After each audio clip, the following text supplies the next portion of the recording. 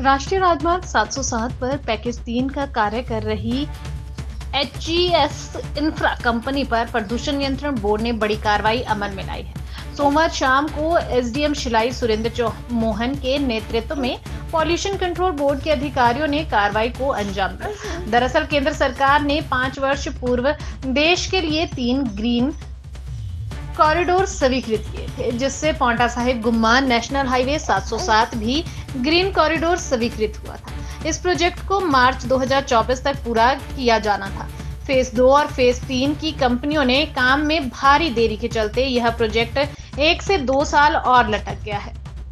हिमाचल प्रदेश राज्य pollution control board ने केंद्रीय सड़क परिवहन एवं राष्ट्रीय राजमार्ग मंत्री नितिन गडकरी के ड्रीम प्रोजेक्ट को भी झटका दिया है।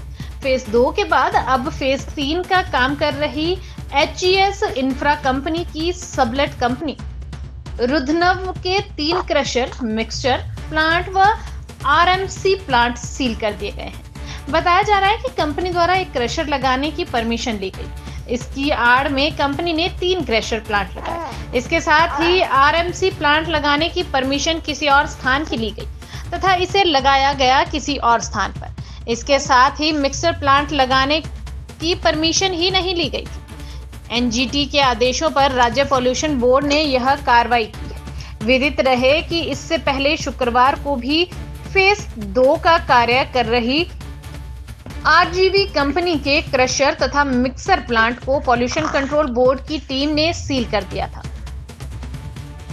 तो pollution control board Himachal Pradesh का, उसने जो हमारा air prevention and control act है और जो water prevention and control act है, उसके तहत जो एचईएस इंफ्रा के जो 3 क्रशर्स हैं और एक हमारा आरएमसी प्लांट है और एक हॉट मिक्सचर प्लांट है, तो उसको क्योंकि उसमें कुछ कंसेंट नहीं है, प्रॉपर कंसेंट नहीं है और कुछ और उनके जो उसमें ऑब्जेक्शंस लगाए हैं, उसके बेसिस पर अभी इनको सील करने का आदेश दिए थे। तो जो member secretary pollution control board है, उनके आदेशों के तहत उनकी जो 3 क्रशर्स हैं, एक और मिक्सचर प्लांट है, एक आरएमसी प्लांट है, उसको सील किया गया। ये कितने समय से सर बिना ऑथराइजेशन के चल रहे थे? देखिए, इसमें ऑथराइजेशन का इसमें कोई वो नहीं है, क्योंकि इसमें जो उनके कुछ ऑब्जेक्शंस वाले पॉइंट हैं, उसमें कुछ ऐसे बिंदु उभर के आए हैं कि उसमें जो